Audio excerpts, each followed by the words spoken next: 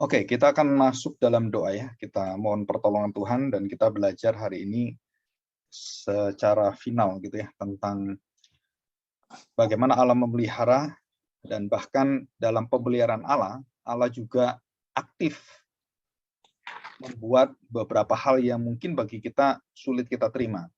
Jadi menghajar orang, menghukum orang, menulai orang, membuat orang bisu, tuli, menderita, itu Allah aktif.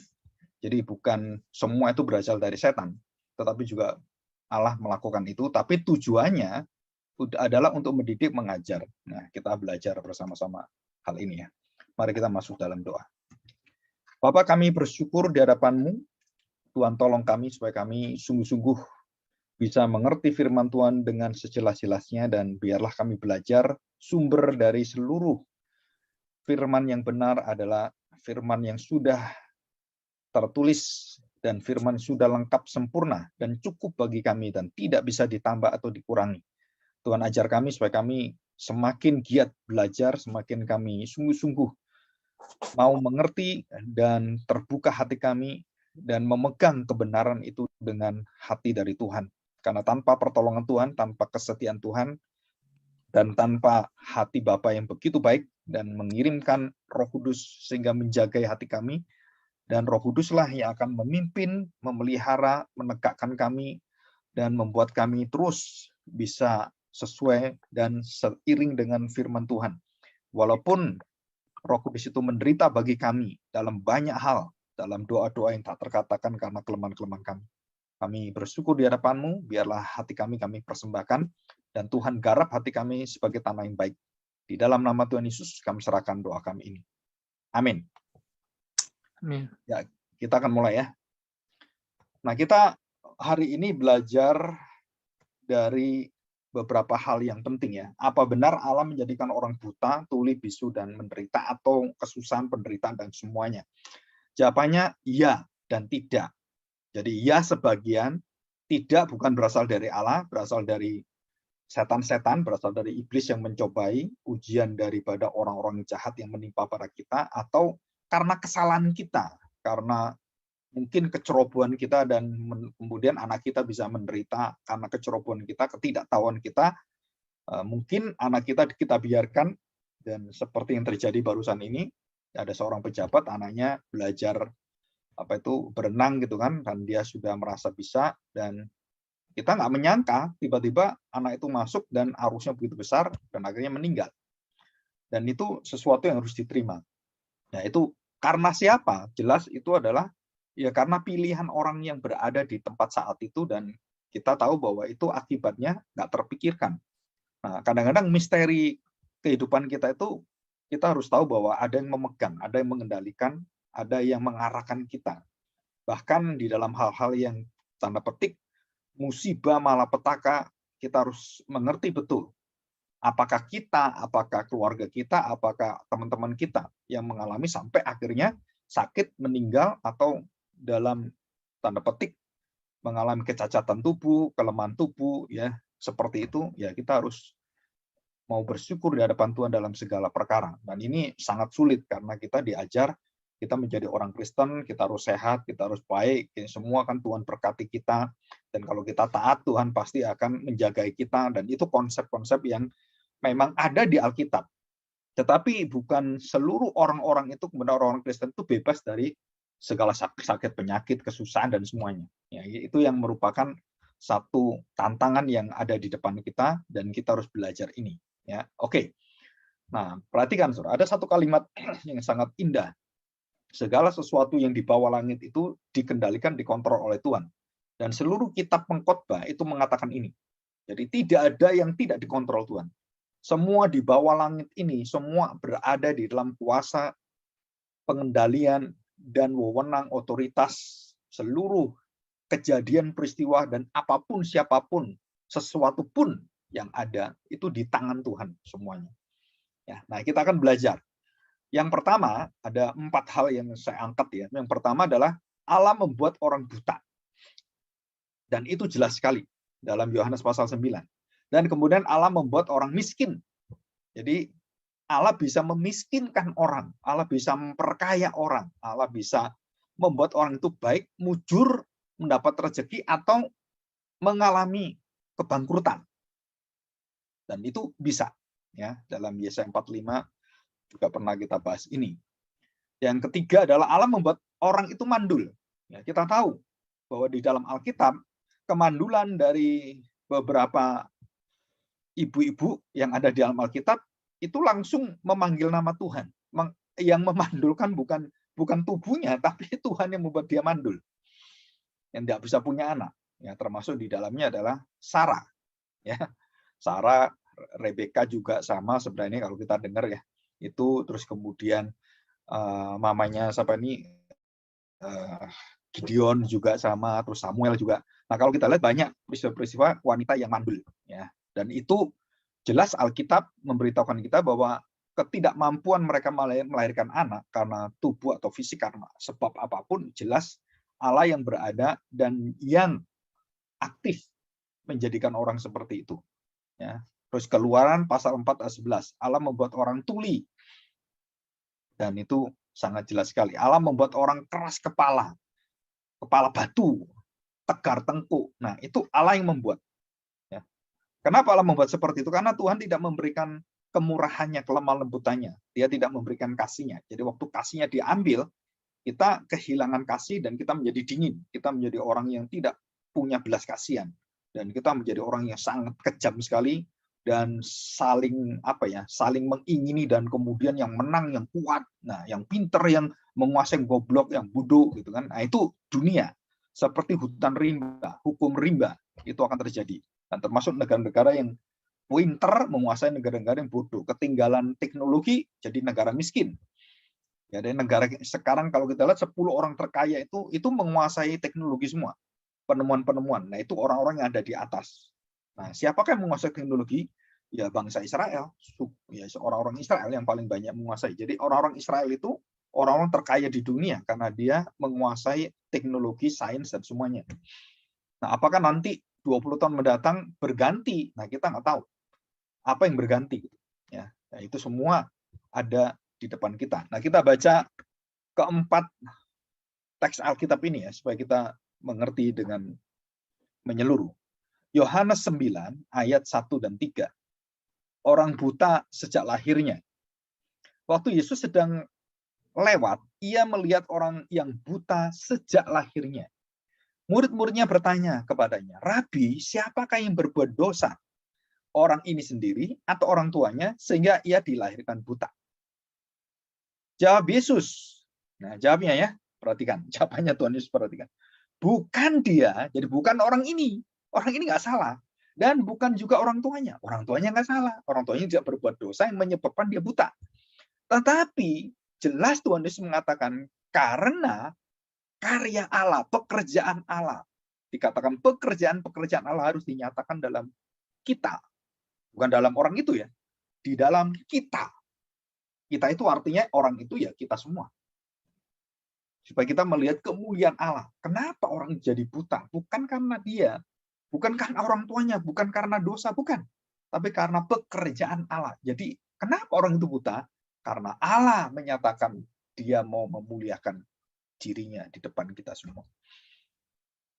Dan kalimat ini, kalau kita pelajari, ini sangat bertentangan dengan pengajaran-pengajaran yang selalu mengandalkan semua. Bahkan kalau kita mau dengarkan, lagu-lagu semua itu, semua ujungnya mujizat.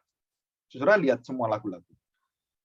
Mengalami mujizat, mendapatkan mujizat, merindukan mujizat, semua isinya mujizat aja semua. Kita melihat ada lagu-lagu himne seperti dulu, menyangkali diri, pikul salib, itu hampir nggak ada yang mengarang lagu seperti itu. Jadi lagu-lagu tahun 80 ke bawah itu sudah jarang sekali.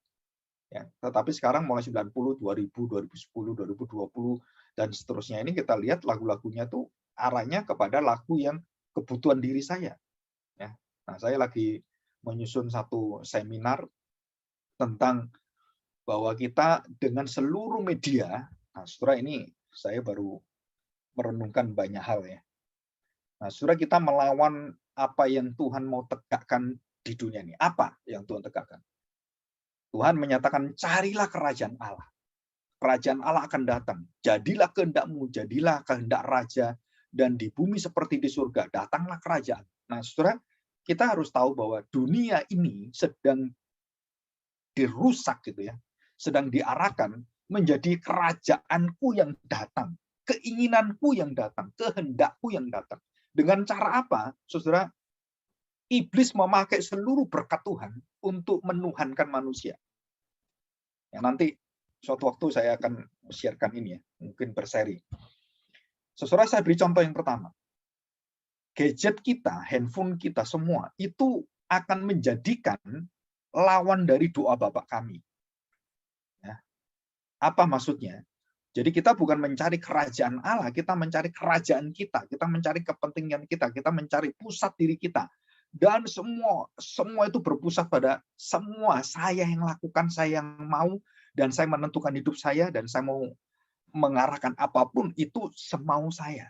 Nah, dengan alat-alat teknologi canggih, HP, dan semua internet, wifi, semuanya, saudara, kita sedang digiring oleh suatu kuasa kegelapan yang luar biasa.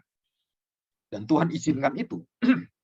Untuk apa? Kita mendirikan kerajaan kita mendirikan semua kemauan kita mendirikan angan-angan kita semuanya.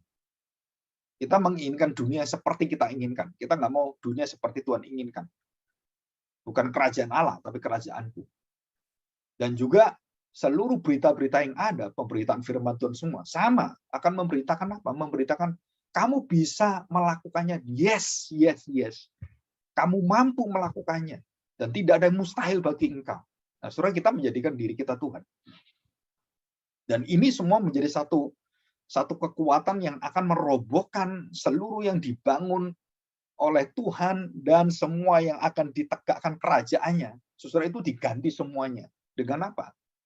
Ya, self kingdom. Kerajaan diri. Diri sayalah kerajaannya. Sayalah rajanya. Sayalah Tuhannya. Sayalah Allahnya.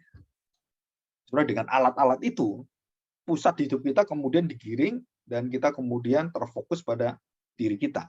Nah, saudara, bayangkan ini kalau kira-kira 10 tahun mendatang, generasi yang ada ini, itu menjadi generasi yang tidak mengerti banyak pengetahuan, walaupun di internet bisa banyak pengetahuan ya. Yang tidak mengerti banyak pengetahuan, yang secara sosial aplikasi semuanya, itu nggak mau berbelas kasihan dengan orang. Dan ini celaka sekali, saudara. Jadi generasi kedua itu akan mengalami satu generasi yang tidak berbelas kasihan. Mereka semua berpusat pada diri saya. Dan kita melihat banyak di Jepang ada kikomori gitu ya, hikikomori itu kan, dan kemudian ada yang lain menyendiri dan mereka hidup sendiri dan mereka nggak mau ketemu orang, mereka maunya ya hidupnya sendiri, dan itu saudara itu satu kebinasaan sebenarnya. Ya, itu nanti kita akan belajar.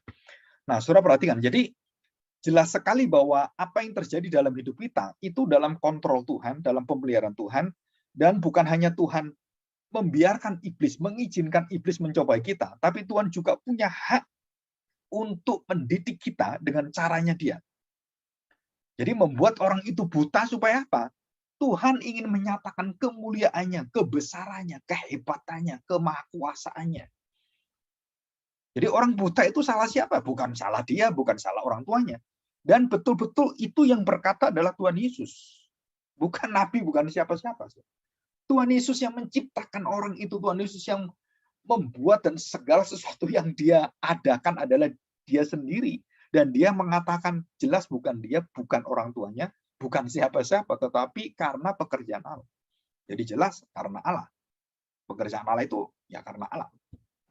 Nah, kita lihat sekarang contoh yang kedua. 1 Samuel pasal 2. Ayat 7. Nah, saudara, saya mohon saudara bisa mengerti dengan baik ya. Jadi artinya begini. Jadi sakit, penyakit, penderitaan, kemudian kecacatan, itu tidak semua berasal dari Tuhan.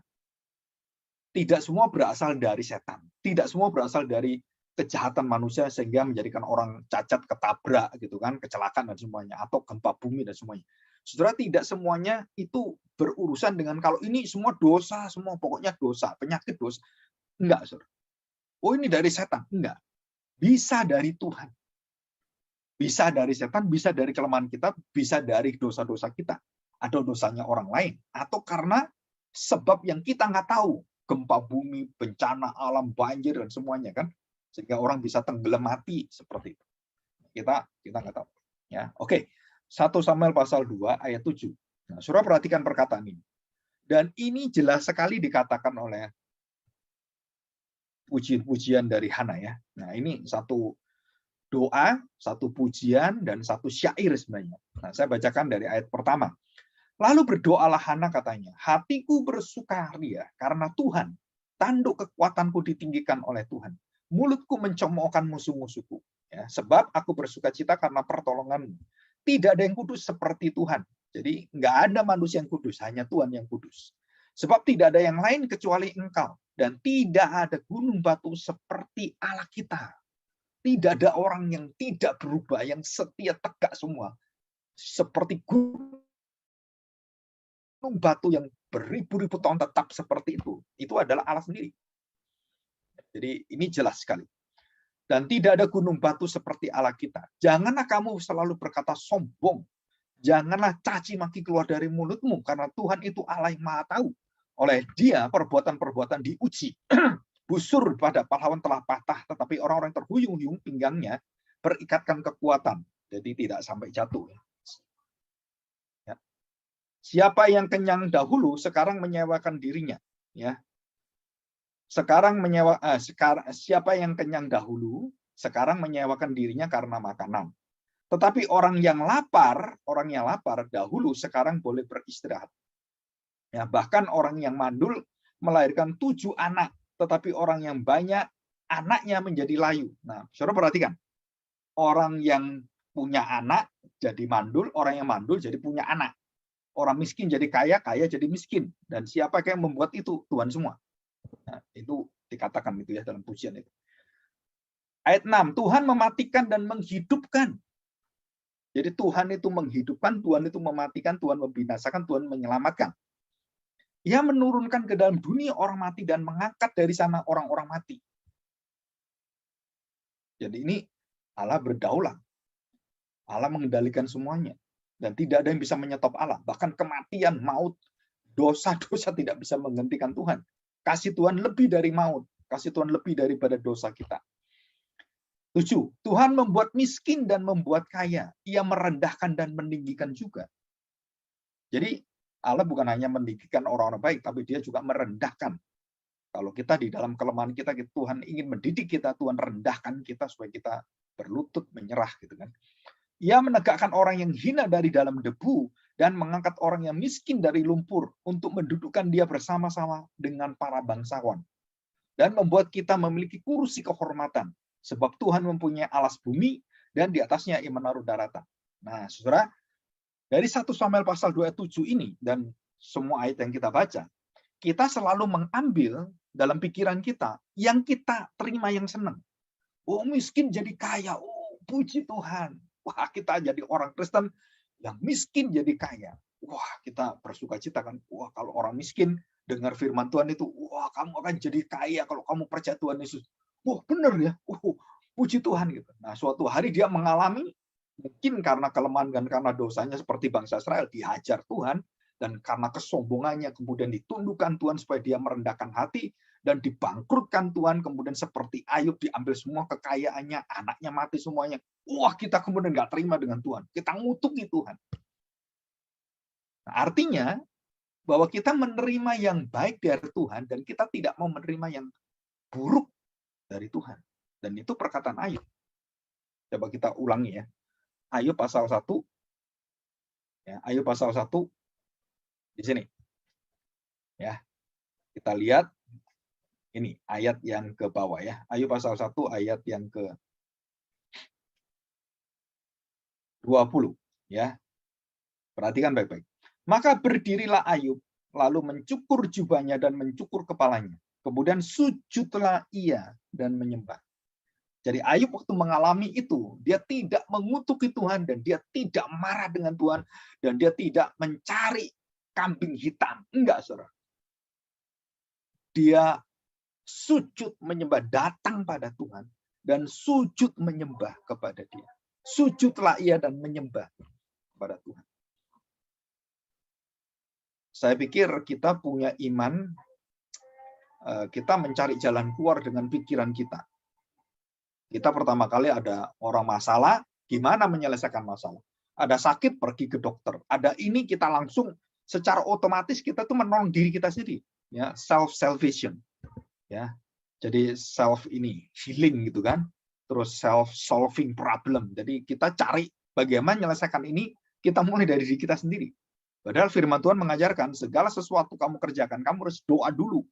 Sebelum kamu mengerjakan, kamu harus menyerahkan pada Tuhan dulu. Sujud menyembah. Dan itu adalah pekerjaan yang tidak mudah. Karena daging kita ini, itu biasanya nggak menurut. Ya. Roh kita mengerti, daging kita itu berbuat lain. Dan dikatakan di sini, ayat 21, katanya, dengan telanjang aku keluar dari kandungan ibuku, dan dengan telanjang juga aku akan kembali ke dalamnya. Tuhan yang memberi, Tuhan yang mengambil. Terpujilah nama Tuhan. Dalam kesemuanya itu Ayub tidak berbuat dosa dan tidak menuduh Allah berbuat yang kurang patut. Ya, yang kurang patut. Jadi gitu ya. Nah, saudara kita lihat sekarang ayat yang pasal 2. Ya, pasal 2. Ayat 10, pasal 2 ayat 10. Tetapi Ayub berbicara kepadanya, kepada istrinya, engkau berbicara seperti perempuan gila. Apakah kita mau menerima yang baik dari Allah, tetapi tidak mau menerima yang buruk? Nah, perhatikan saudara. Apakah kita mau menerima yang baik dari Allah dan kita berpikir kan? Apa mau yang buruk dari Allah kita terima? Loh, yang buruk ini dari Allah juga. Iya. Mau terima enggak? Ya enggak mau. Mau buruk kok. Mau terima gimana? Lu ini dari Tuhan. Enggak mau saya. Berarti iman saya kepada Tuhan itu separuh. Saudara. Nah, iman yang separuh itu iman yang mati. Iman separuh itu iman yang tidak hidup. Iman separuh iman yang tidak menyelamatkan kita. Jadi kalau Ayub mengatakan, Tuhan, aku mau yang baik saja. Nggak mau yang buruk. Kalau engkau itu kan baik terus. Allah maha baik, Allah maha... Loh, Allah kok buruk? Datangkan yang buruk? Nggak mau. Tapi Ayub mengerti betul bahwa Allah berdaulat, berhak mendatangkan keburukan pada kita. Untuk apa? Untuk menguji kita supaya kita semakin dekat dengan Dia, untuk membawa kita supaya kita menyembah Dia, sujud menyembah Dia. Jadi saya ulangi ya. Perhatikan baik, apakah kita mau menerima yang baik dari Allah, tetapi tidak mau menerima yang buruk? Dari siapa? Ya dari Allah. Kaya miskin, baik buruk, malang atau mujur, dari siapa? Saudara semua dalam rancangan, pengaturan, kendali, kedaulatan Allah. Allah memelihara kita. Jadi iman kita itu akan lengkap jika kita menerima Allah yang memberikan kita yang baik dan Allah yang mampu mendidik kita, menghajar kita, dan memberikan yang buruk, membuang Israel, menghajar Israel, mendidik anak-anaknya, dan kita mau. Dan itu kita lulus ujian. Menjadi orang percaya yang diselamatkan. Iman yang menghidupkan kita. Dan kemudian firman Tuhan mengatakan dalam semuanya itu, dalam kesemuanya itu Ayub tidak berbuat dosa dengan bibirnya. Ya, sampai di situ. Ya, sampai di sini. Nah, saudara kita lihat Ayub pasal 3 ayat 1. Ini sudah mulai berbeda ya. Perhatikan, sesudah itu Ayub membuka mulutnya dan mengutuki hari kelahirannya. Pasal 1, pasal 2 dikatakan Ayub tidak berbuat dosa dengan bibirnya. Dan mulai pasal 3, Ayub berbuat tanda petik dosa. Dengan apa? Mengutuki hari kelahirannya. Jadi Ayub pun berbuat dosa. Ya. Dan kemudian Ayub mencabut semua perkataan mengutuki kelahirannya itu. Artinya juga mau tidak mau, kamu lahir dari siapa? Dari Tuhan. Kenapa saya dilahirkan seperti ini? Mengalami ini semuanya. Kalau perlu aku nggak lahirkan enak. Nggak bisa. Kenapa nggak bisa? Kamu menyalahkan hari kelahiranmu, kamu menyalahkan Tuhan. Karena hari kelahiranmu berasal dari Tuhan. Dan Ayub mencabut semua perkataannya. Dalam Ayub pasal 38 sampai 42, saudara kita baca Ayub bertobat di sana. Ya, jadi Ayub pun bertobat. Jadi jelas di sini. Jadi segala sesuatu ada di tangan Tuhan. Perbuatan-perbuatan yang menurut kita berkat-berkat yang luar biasa, atau kemalangan-kemalangan, musibah yang datang pada kita. Sakit penyakit datang kepada suami kita, istri kita, anak kita, orang tua kita, dan semuanya. Itu terhampiri semua dan tidak ada orang Kristen yang kebal terhadap sakit penyakit. Saudara, kita harus belajar ini. Jadi semua orang itu akan berjalan menuju pintu kematian satu persatu. Apakah kamu karena berjalan karena kamu seger, terus kemudian kamu penuh sukacita, dan waktu tertawa tiba-tiba mati. Wah, puji Tuhan, matinya bagus. Atau matimu dengan tenang tersenyum. Wah, ini matinya sangat bagus, tersenyum. Kalau matinya matanya melotot, wah ini masuk neraka. Berarti orang yang melotot semua mati, masuk neraka semua. Benar gitu? Bahwa masuk neraka dan masuk surga ditentukan dengan apa? Dengan pola matinya. Apakah dia mendelik-delik melotot? Apakah dia kemudian mukanya tegang seperti itu? Atau mukanya tenang, ditutup dan tersenyum? Matinya tersenyum. Dan kemudian mukanya bisa bagus sekali. Apakah itu menentukan, oh ini masuk surga, ini masuk neraka. Wah, ini kalau ini pasti masuk neraka ini. Kenapa? Itu melotot luar biasa, kesakitan gitu. Jadi bagi kita, itu semua sesuatu yang sangat absurd, yang sangat tidak jelas. Tetapi firman Tuhan mengatakan semua orang yang percaya dalam Kristus, dalam cara mati apapun, dalam kesetiaannya dibakar, digergaji, terus kemudian disiksa dan ataupun mati dengan tenang dalam pelayanan, dalam khotbah, terus dia waktu khotbah harus mati. Dan ada pendeta yang waktu khotbah mati, gitu kan? Dan waktu melayani mati. Oh, puji Tuhan. Tapi ada pendeta yang mati, dibakar. Karena melawan pemerintah, melawan gereja, dibakar hidup-hidup. John Huss, John Wycliffe. Sudah dibakar hidup-hidup. Dan kita semua mengatakan, oh kasihan dia, belum masuk neraka, sudah dibakar. Apakah orang dibakar pasti masuk neraka? Jawabannya tidak. Karena para martir dibakar semua. Apa dia masuk neraka semua? Enggak juga. Nah, jadi saudara, kita harus mengerti dengan baik bahwa Allah itu berhak berdaulat, mendatangkan kepada kita sesuai dengan rencananya, sesuai dengan kemuliaannya dan pekerjaan yang akan didemonstrasikan. Dia bisa membuat orang itu sejak lahir buta, tuli, miskin, mandul. Saudara, ini sangat jelas. Atau karena setan. Nanti kita bahas ini ya. Atau karena setan, atau karena dosa dan semuanya. Dan ini kita harus betul-betul tahu. Jadi maksud saya, kita harus bisa menerima segala sakit penyakit kemalangan dari dosa, dari setan, betul, itu ada. Dari diri kita sendiri juga betul. Tapi dari Tuhan juga bisa. Supaya iman kita itu utuh. Supaya iman kita itu betul-betul bisa menerima Allah berdaulat dalam segala sesuatu. Jadi kalau ada sesuatu yang menimpa kita, kita nggak boleh menyalahkan iblis seperti Adam dan Hawa.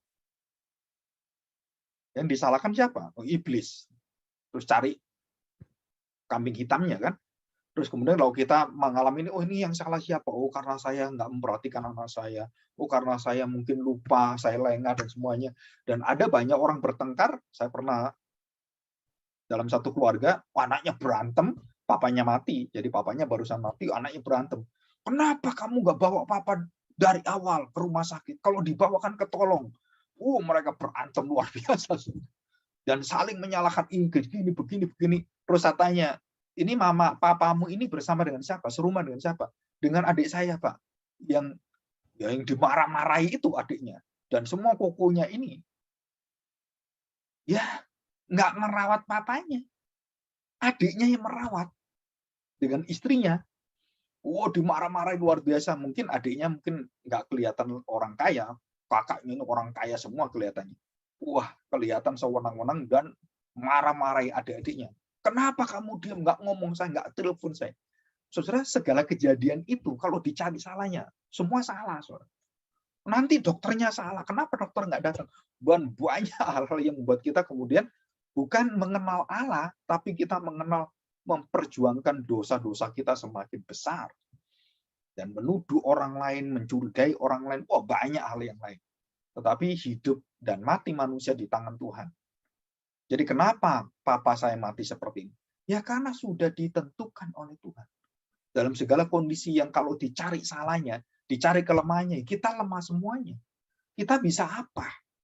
Nggak bisa apa-apa. Ya. Oke, kita baca 1 Samuel pasal 1 ayat 5.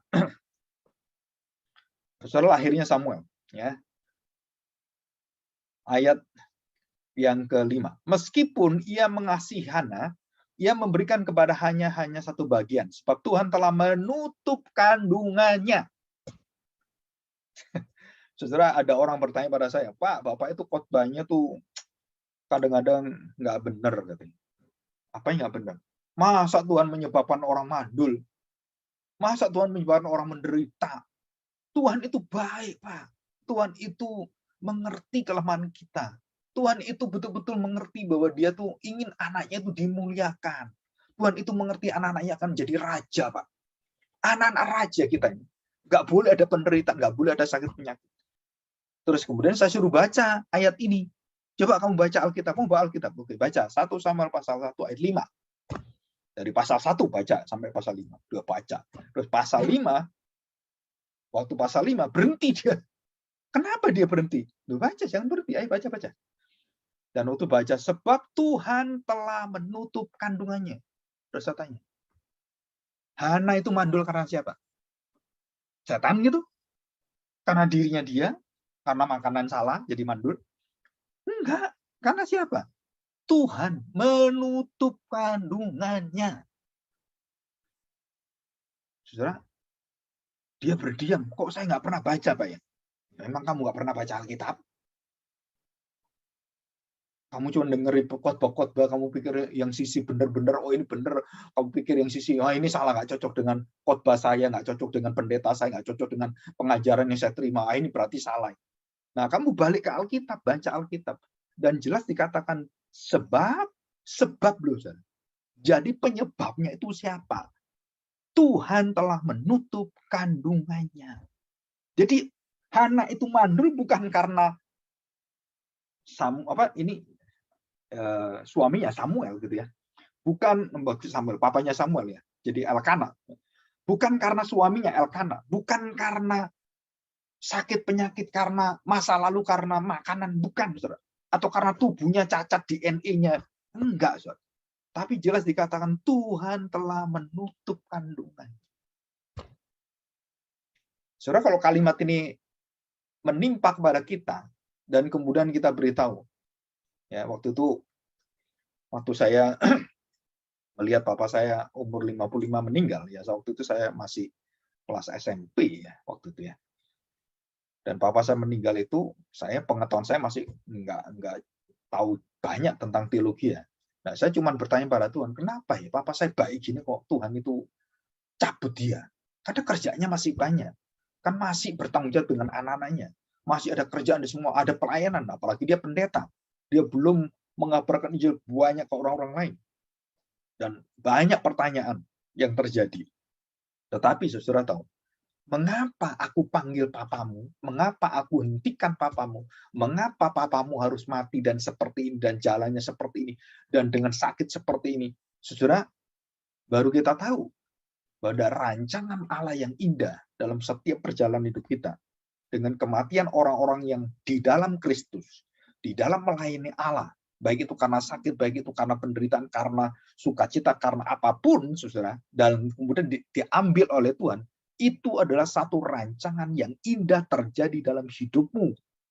Jadi kematian orang tua, kematian daripada sanak saudaramu, kematian suamimu, istrimu, ataupun kematian daripada anak-anakmu, itu adalah satu kekuatan Tuhan untuk menyatakan, akulah Tuhan Allahmu, yang menjamin anakmu yang mati, papamu yang mati.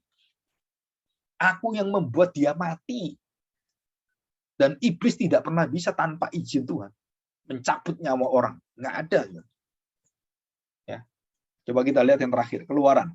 Pasal 4, ayat yang ke-11. Demikian bunyi firman Tuhan. Tetapi Tuhan berfirman kepadanya, siapakah yang membuat lidah manusia? Nah, saudara, siapa yang membuat lidah manusia? Ya Tuhan. Masa robot yang bisa membuat? Nggak mungkin. Dikatakan siapakah yang membuat lidah manusia? Siapakah yang membuat orang bisu atau tuli? Jelas, saudara. Lidah, bisu, atau tuli. Membuat orang melihat dan buta atau buta. Bukankah aku yakni Tuhan? Jadi saya punya teman namanya Pak Samuel, ya tunanetra. Dan waktu dari sejak muda itu berkenalan, kita kemudian satu pelayanan, dan saya mendorong dia, doakanlah supaya kamu dipakai Tuhan dan kamu bisa menjadi hamba Tuhan, penginjil, karena kamu punya hati yang mau mengabarkan Injil, dan dia sungguh-sungguh, dan dia berdoa. Kemudian setelah lebih dari 10 tahun dia kemudian, ya, saya mau jadi penginjil. Dan saya beritahu, kamu tahu apa arti jadi penginjil? Mati hidupmu berada di tangan Tuhan. Senang dan susah, kamu harus tetap setia pada Tuhan dalam segala perkara. Kamu nanti kekurangan makanan, minuman, kekurangan uang, kekurangan dukungan, semuanya, kamu tetap bersandar pada Tuhan karena Dia andalan. Dan saya mengatakan bukan seperti orang, oh kalau kamu jadi pendeta, hamba Tuhan, penginjil, kamu akan jadi orang kaya, kamu akan menjadi orang yang terkenal, kamu akan dilayani oleh orang-orang di jemaatmu. Enggak, saya katakan. Tapi semua itu Tuhan bisa bukakan berkat dan Tuhan bisa juga menutup berkat.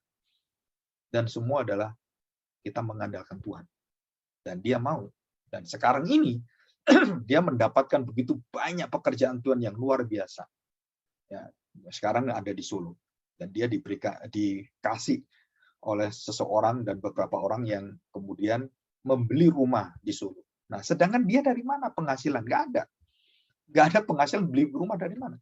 Tapi karena Tuhan menggerakkan orang, Tuhan kemudian membuat orang-orang itu kemudian melihat pelayanan dia dan berbelas kasihan, dan Tuhan menggerakkan hatinya dan memberikan sumbangannya, dan dia bisa memiliki tempat pelayanan dan gereja. Jadi itu semua siapa yang membuat Tuhan? Kenapa kamu dibuat buta? Kenapa kamu menjadi cacat seperti ini? Karena kamu melihat pekerjaan Tuhan yang jauh kamu dengarkan daripada kamu lihat. Dan itu saya pernah sharing dengan Pak Samuel ini. Dan saya beritahu, kamu akan jauh melihat itu daripada saya yang melihat dengan mata. Karena saya punya mata. Dan saya masih terpengaruh dengan mata saya. Lihat kiri kanan gitu. Tapi kamu mempunyai telinga yang jauh lebih tajam. Indramu merasakan hadirat Tuhan itu. Karena iman berasal dari telinga. Telinga ini utama, bukan mata. Dan dia mengalami itu semuanya. Dan kita juga sama. Jadi jelas ya. Jadi segala sesuatu ada di tangan Tuhan, dan Tuhan bisa membuat orang buta, orang miskin, orang kaya, orang hancur, semuanya. Dan bisa memberikan tulah, bisa memberikan berkat, bisa memberikan penyakit, bisa menyembuhkan penyakit, dan semua Tuhan semua yang membuat. Bahkan mandul dan tidak mandul, menutup kandungan Tuhan semua.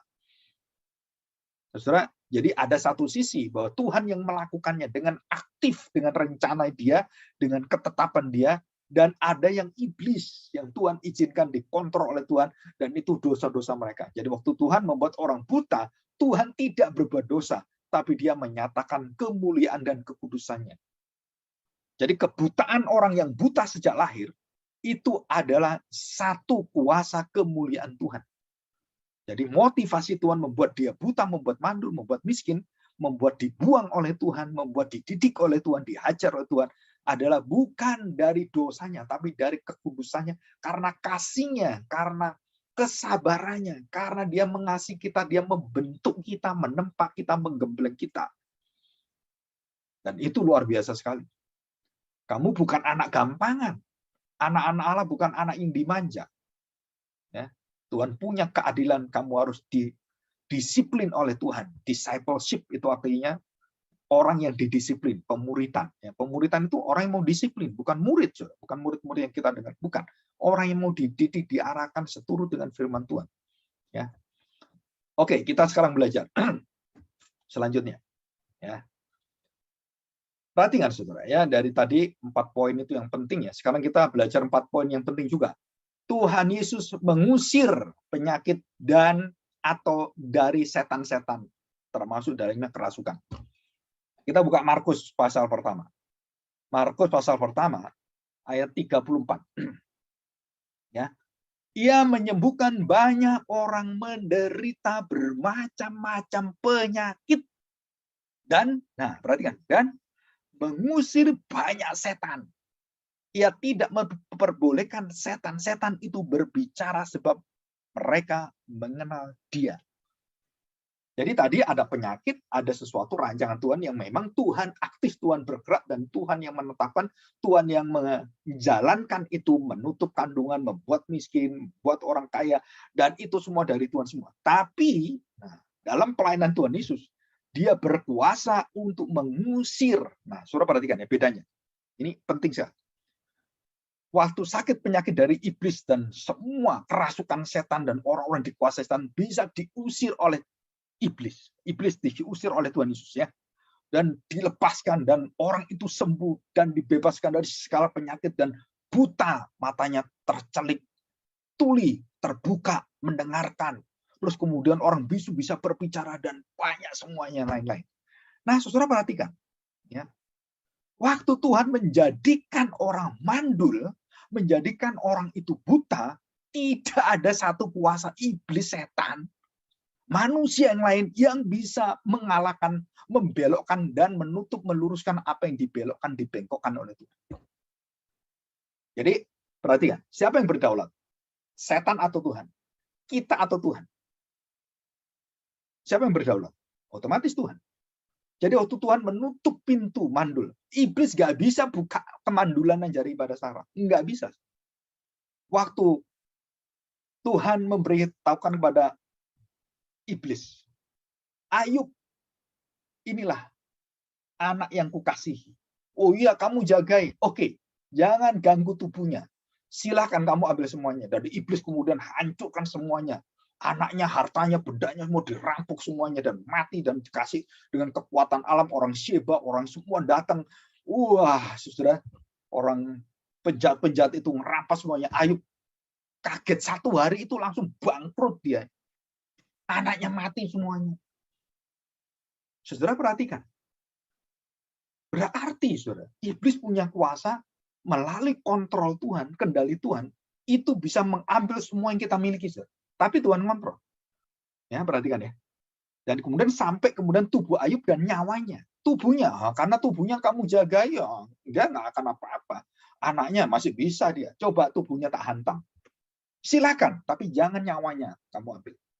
Saudara perhatikan. Jadi Tuhan waktu mengatakan jangan nyawanya, berarti iblis bisa mengambil nyawa orang. Bisa, saudara. Bisa jelas, saudara. Jadi iblis bisa membinasakan orang, bisa dengan izin kontrol dari Tuhan. Seperti Fir'aun dan semuanya itu binasa karena dosa Fir'aun, karena pengaruh setan. Dan Tuhan yang membinasakan mereka semua. Jadi kebinasaan semua dari Tuhan. Tetapi jalannya bisa dari iblis, dari semuanya, termasuk dari Tuhan juga. Jadi ini satu pengusiran dan satu kuasa, dan waktu Tuhan mengusir setan, setan nggak bisa usir Tuhan. Sebenarnya ini penting sekali, satu pelajaran ini. Jadi kalau Tuhan di dalam diri kita, Kristus dalam diri kita, Roh Kudus dalam diri kita, apa mungkin kita diusir, Roh Kudus diusir, setan merasuki kita? Jawabannya nggak mungkin. Orang Kristen yang sungguh-sungguh memiliki Roh Kudus dan meterai darah Yesus, sudah nggak mungkin dirasuki setan, nggak mungkin. Ada orang mengatakan, oh, Pak, orang Kristen itu Kristen, Pak, itu dirasuki setan bisa. Itu bukan orang Kristen. Kenapa? Karena iblis nggak bisa ngusir iblis, apalagi iblis mengusir Tuhan. Nggak mungkin setan itu bertempur dengan setan sendiri. Nggak mungkin, saudara. Kerajaannya pecah. Nah, itu kata-kata Tuhan Yesus. Setan itu kerajaannya saling membantu, saling bersekongkol. Bukan saling menghancurkan. Enggak. Setan pun punya kerajaan, saling membangun, saudara.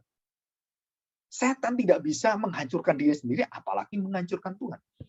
Jadi Tuhan mengusir iblis, mengusir setan. Setan atau iblis tidak bisa usir Tuhan. Nyala iblis. Terus iblis balik, nyala engkau gitu. Saudara, nggak mungkin nih, saudara. Ini satu pengetahuan yang kadang-kadang banyak orang, ya contoh ya, banyak orang mendengar, Pak, boleh nggak saya ikut pelepasan, Pak? Pelepasan apa? Pelepasan dari kuasa setan. Nah, kamu percaya Tuhan Yesus? Percaya. Nah, kenapa kamu dilepaskan lagi? Pak, ini ada ibadah kebaktian pelepasan, saya ingin ikut. Nah, kamu sudah percaya Tuhan Yesus? Percaya, Pak. Nah, ngapain kamu mau diusir? Jadi kamu itu, imanmu itu di mana? Pak, mungkin saya ada dosa-dosa masa lalu, Pak. Mungkin orang tua saya. Nggak ada. Kamu sudah di dalam Kristus, sudah dilepaskan dari semua kutukan dan semuanya. Sudah dibebaskan. Dan itu dijamin oleh Tuhan. Nah, saudara, banyak orang-orang yang mengatakan, Pak, ini ada kebaktian. Pak, ayo bikin kebaktian kelepasan, Pak. Saya mengatakan, nggak perlu. Kenapa? Siapa ada dalam Alkitab kebaktian pelepasan, kebaktian mencari mujizat? Nggak ada di Alkitab. Kadang-kadang saya heran kenapa ya seorang dunia sekarang ini, wah, temanya khotbahnya kamu akan dari utang menjadi piutang. Oh, hebat sekali, saudara. Kamu terpuruk menjadi orang yang paling hebat, paling muluk nanti. Oh, luar biasa judulnya. Wah, kamu miskin jadi orang kaya. Dan Tuhan lakukan itu. Betul, Tuhan bisa lakukan itu. Dan Tuhan bisa lakukan sebaliknya. Kenapa tema-tema kita bukan Tuhan tidak memberikan mujizat? Ayo datang. Tuhan memberikan kamu penderitaan. Tuhan akan mampu memandulkan kamu. Silakan ibadah di tempat saya. Nggak ada yang datang, saudara. Padahal kita beritakan tentang Kristus, tentang Tuhan yang memandulkan orang, memiskinkan orang. Barang siapa datang ibadah ini, engkau yang kaya jadi miskin. Siapa mau datang? Ini khotbah Bapak ini aneh pisan, seluruh dunia nggak ada khotbah seperti ini. Kamu yang kaya-kaya datang ibadah saya, jadi miskin kamu semuanya. Wah, saudara, padahal di Alkitab diajarkan Allah menjadikan kaya dan miskin. Nah, kita maunya kaya, kita maunya sehat, nggak mau sakit, kita maunya hidup penuh sejahtera, nggak mau penderitaan. Saudara, kita ini ikut siapa? Ikut setan atau ikut Tuhan? Ikut hantu atau ikut Tuhan? Ikut diri kita atau ikut Tuhan? Saudara, ini kita harus banyak belajar gitu ya. Ayat 39, ya. Markus pasal 1 ayat 39. Lalu pergilah ia ke seluruh Galilea dan memberitakan Injil dalam rumah-rumah ibadat mereka dan mengusir setan-setan. Ya. Dan kita lihat Matius pasal 8, coba ya. Matius pasal 8 ini nggak akan saya baca semua. Ayat 16. Menjelang malam dibawalah kepada Yesus banyak orang kerasukan setan dan dengan sepatah kata, hanya sepatah kata, pergilah, diusir setan itu. Lenyap langsung kan. Dengan sepatah kata Yesus mengusir roh-roh itu dan menyembuhkan orang-orang yang menderita sakit. Dan ini semua ayatnya ada di sini semua. Dan saya harapkan saudara belajar baik-baik firman Tuhan. Jadi jangan kita ikut-ikutan orang-orang dalam arus gereja sekarang ini. Wah, maunya seperti ini. Saudara, kita tahu kita sudah dijamin oleh Tuhan dalam segala hal. Kita dijamin semuanya, bukan hanya saat ini. Sebelum saya lahir, sebelum dunia ada, kita sudah dipilih Tuhan, kita sudah dipanggil, kita sudah dibenarkan oleh Tuhan. Dari sejak kekekalan, rencana Tuhan itu sempurna. Dan ini menjadikan kita penuh pengharapan, dan kita nggak perlu khawatir lagi. Oh, ada kutukan nggak dalam diri saya? Saya perlu dilepaskan nggak? Saudara, ngapain kamu cari pelepasan? Ya nanti yang dilepaskan Roh Kudus, dilepaskan dari diri kamu. Bisa nggak setan dalam Roh Kudus yang ada dalam dirimu? Setan masuk mengusir Roh Kudus. Roh setan mengusir Roh Kudus. Mana ada saudara pelajaran seperti itu? Jadi setan diusir Tuhan memang betul, tapi kita yang punya Roh Kudus kemudian kita ketakutan setan mau datang, ada kutukan di semuanya. Bagaimana kita berpikir seperti itu? Oke, kita lanjutkan. Ada hal-hal yang tidak bisa diperbuat oleh murid-muridnya. Matius pasal 10 ayat 1 dan 8. Yesus memanggil ke-12 muridnya dan memberi kuasa, tanda petik ya, memberi kuasa kepada mereka untuk apa, saudara? Untuk mengusir roh-roh jahat dan untuk melenyapkan segala penyakit dan segala, tanda petik, kelemahan, ketidakmampuan fisik, secara fisik. Ya mungkin cacat, mungkin apa, kita nggak tahu. Dan inilah ke-12 rasul, yang disebutkan 12 rasul. Nah, ayat yang ke 8 ya. Matius 10 ayat yang ke-8. Saya bacakan. Sembuhkanlah orang sakit, bangkitkanlah orang mati, tahirkanlah orang kusta, usirlah setan-setan. Kamu telah memperolehnya dengan cuma-cuma, karena itu berikanlah dengan cuma-cuma. Janganlah kamu membawa emas atau perak atau tembaga dalam ikat pinggangmu. Janganlah kamu membawa bekal dalam perjalananmu. Janganlah kamu membawa baju 2 helai, kasut atau tongkat, sebab seorang pekerja patut mendapat upahnya.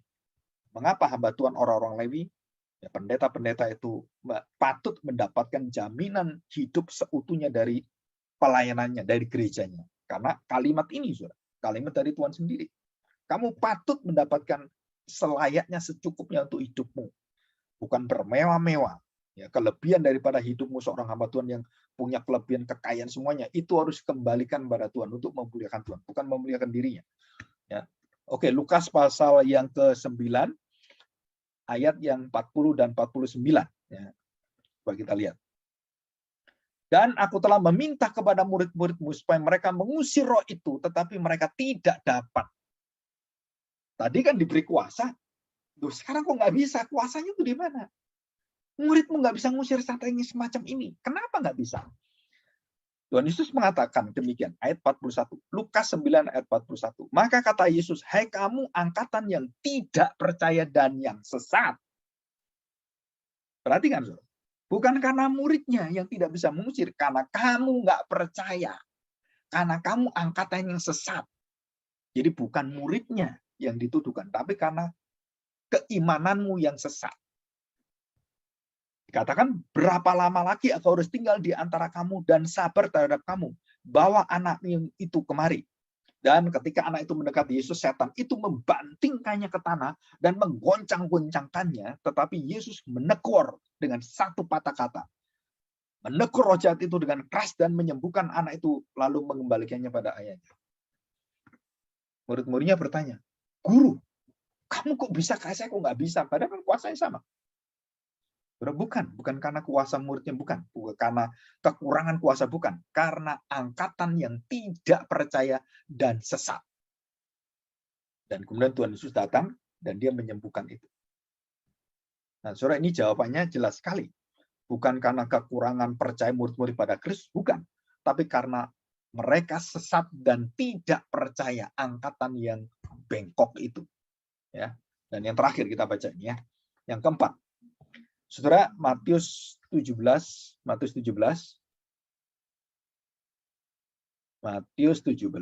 ayat 19 ya. Saya bacakan. Kemudian murid-murid Tuhan Yesus datang ketika mereka sendirian dengan dia, bertanyalah mereka, mengapa kami tidak dapat mengusir setan itu? Jadi mereka waktu sendirian, gitu, kalau depan orang malu mungkin ya. Dan apa jawab Tuhan Yesus? Ia berkata pada mereka, karena kamu kurang percaya. Sebab aku berkata kepadamu sesungguhnya sekiranya kamu mempunyai iman sebesar biji sawi saja, kamu dapat berkata pada gunung ini, pindah dari tempat ini ke sana. Maka gunung ini pindah dan takkan ada yang mustahil bagimu. Jenis ini tidak dapat diusir kecuali dengan berdoa dan berpuasa. Nah, kita sekarang lihat ya.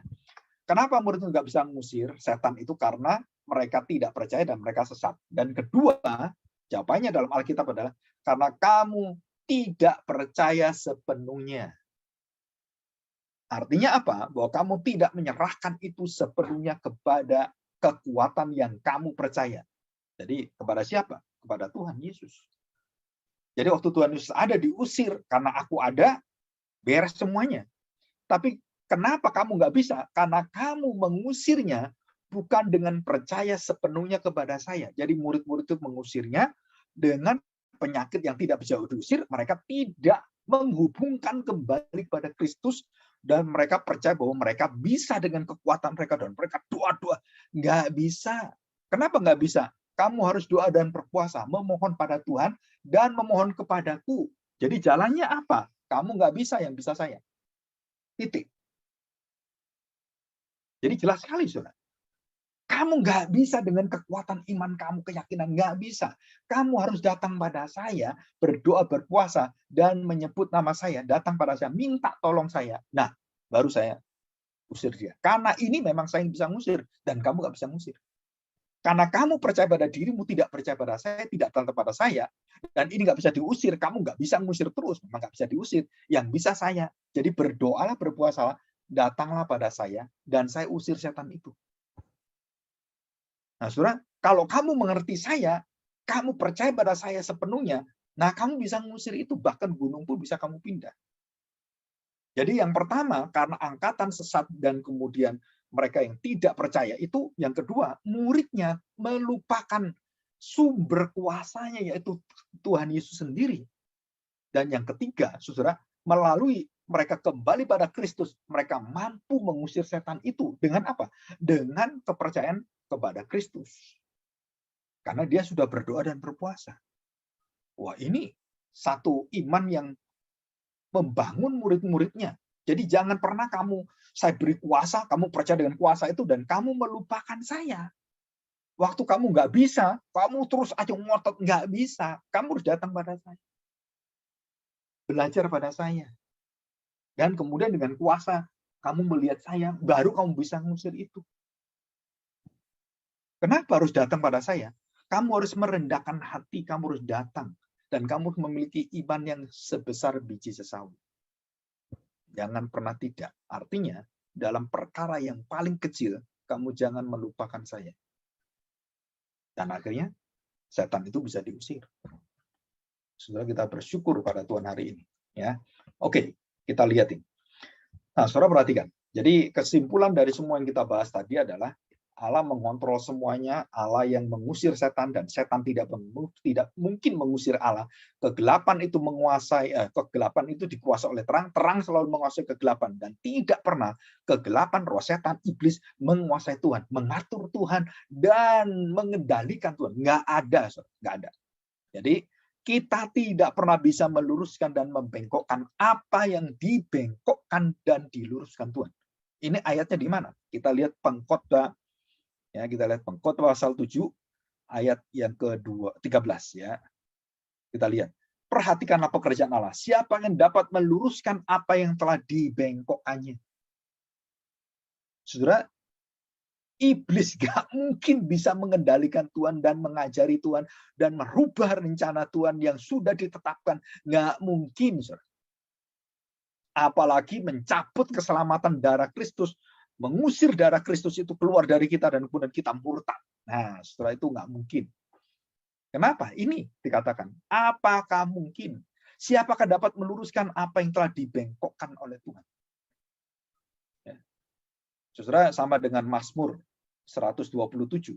Ya, kita lihat ayat yang kedua dari ayat 1 ya. Perhatikan, jikalau bukan Tuhan yang membangun rumah, sia-sialah usaha orang yang membangunnya. Jikalau bukan Tuhan yang mengawal kota, sia-sialah pengawal berjaga-jaga. Sia-sialah kamu bangun pagi-pagi dan duduk-duduk sampai jauh malam, dan makan roti yang diperoleh dengan susah payah, sebab ia memberikannya kepada yang dicintainya pada waktu tidur. Saudara, semua terjadi karena apa? Karena kuasa keterlibatan campur tangan Tuhan, dan Tuhan masuk aktif mengendalikan seluruh kehidupan kita. Ya, dan itulah satu respon yang sangat indah. Respon daripada Ayub, sujud menyembah. Dan ini menjadi satu pengalaman kita juga ya waktu kita mengalami kesusahan. Oke, sebagai penutup, sudah ada 7 hal yang penting ya. Saya membacakan aja. Kita sudah mendengarkan penjelasan. Membuktikan tujuan daripada seluruh mengapa Allah mengizinkan yang jahat, kenapa Allah menetapkan dan membuat miskin, mandul, menderita, dan juga dia mengizinkan iblis. Saudara, membuktikan Allah adalah Allah yang mengendalikan segala peristiwa dan kejadian. Jadi seluruh rencananya itu sempurna, berdaulat, dan dia menjalankan semua berasal pada hikmat dirinya, dan tidak ada yang mengajari Tuhan, tidak ada yang mengarahkan Tuhan, tidak ada yang membelokkan Tuhan atau meluruskan Tuhan. Semua Tuhan yang atur. Yang ketiga, seluruh hidup orang Kristen semua harus percaya tunduk, mengakui, menerima, dan mengalami kasih iman harapan dari Tuhan dan bersandar pada Tuhan. Sehingga membawa kita masuk dalam kerendahan hati, tunduk, dan betul-betul kita tahu kita orang berdosa dan selalu menyimpang dari jalan Tuhan dan bengkok dari jalan Tuhan yang lurus. Dan kita tidak mampu menjalani dengan kekuatan kita, dan kita harus memohon pada Tuhan dengan rendah hati dan tunduk dan menyerahkan hidup kita. Yang kelima, saudara, semua perbuatan kita ada dalam tanggung jawab kita. Dan Tuhan memberikan kita bukan hanya kita bisa percaya, kita bisa melakukan taat, tapi kita juga bisa bertanggung jawab atas kelemahan dan dosa-dosa kita. Seperti Abraham bertanggung jawab atas dosa Hagar. Dan waktu dia mengusir Hagar, ada merasakan satu belas kasihan. Dan seperti Tuhan juga sama. Jadi Tuhan tidak menutup belas kasihannya waktu Hagar berbuat dosa dan menghina Sarah. Tuhan mengerti bahwa Hagar menjadi seperti ini karena dosanya Sarah dan karena dosanya Abraham. Jadi Tuhan berbelas kasihan kenapa? Karena kamu juga memiliki dosa kepada Hagar. Dan Hagar dijagai Tuhan dan dikendalikan Tuhan dan diberkati Tuhan. Ismail, keturunannya akan menjadi pemimpin-pemimpin yang luar biasa. 12 bangsa besar Arab berasal dari Ismail. Bayangkan, saudara. Tuhan itu adil. Dan waktu Sarah mengusir orang ini, Tuhan mengerti bahwa Sarah melakukan haknya. Tetapi waktu dia mengusir Abraham dan Sarah tidak mampu berbelas kasihan. Tuhan mampu dan Tuhan menjamin Ismail menjadi orang yang diberkati Tuhan dan melahirkan 12 suku besar bangsa Arab. Saudara, ini tanggung jawabnya daripada Abraham dan Sarah. Itu ada dan semua ditakar oleh Tuhan. Semua itu harus bertanggung jawab dalam dalam Roma pasal 14 ayat 12, Ibrani 4:13 atau Petrus pasal 4 ayat 5. Ya, jadi kita semua harus menghadap penghakiman Tuhan dan kita harus menghadap kepada satu pengujian dan satu interview. Semua akan ditanya oleh Tuhan, mengapa kamu lakukan ini, dan semua bertanggung jawab. Ya, cuman kita tidak bertanggung jawab kepada bahwa kita akan dibuang Tuhan masuk neraka. Enggak. Kita akan menerima mahkota kita sesuai dengan perbuatan kita. Kita menerima mahkota kita. Ya, yang kelima sekarang. Yang keenam. Yang terakhir, mencegah kita masuk dalam dosa yang mematikan. Membongkar dosa laten dalam diri kita dan harus kita mampu untuk membunuh dosa itu dengan kasih Kristus. Jadi kalau ada dalam diri kita ada sesuatu yang sulit kita terima, apalagi kalau penderitaan itu berasal dari orang yang kita benci, membuat anak kita menderita, atau karena penjahat membuat anak kita mati, atau banyak hal, dan kita menyimpan satu dosa yang mematikan, tidak mau memberi haknya kepada Tuhan, pembalasan pada Tuhan, dan kita tidak mau mengasihi musuh kita, saudara, itu ada dosa laten dalam diri kita. Kita tidak mau menyerahkan pada Tuhan dan kita tidak mau memberikan kasih Allah dan memberi kesempatan pada orang berdosa. Saudara, kita masuk dosa yang laten. Kita masuk dosa yang kita sendiri kalau tidak melakukan pengampunan, kita sendiri nggak diampuni Tuhan. Dan yang terakhir, membawa seluruh hidup kita, mulut kita, menyerukan bahwa Yesus adalah Allah yang maha mulia dan dia berdaulat dan dia maha berhikmat. Dia tahu apa yang dia lakukan, berhak apapun dalam hidup saya, dan saya bersyukur karena saya dalam kendali Tuhan. Dan itu yang terakhir. Dan kita belajar dengan rasa syukur kepada Tuhan. Ya, mari kita berdoa. Kita masuk dalam doa dan kalau ada pertanyaan setelah ini ya bisa ditanyakan.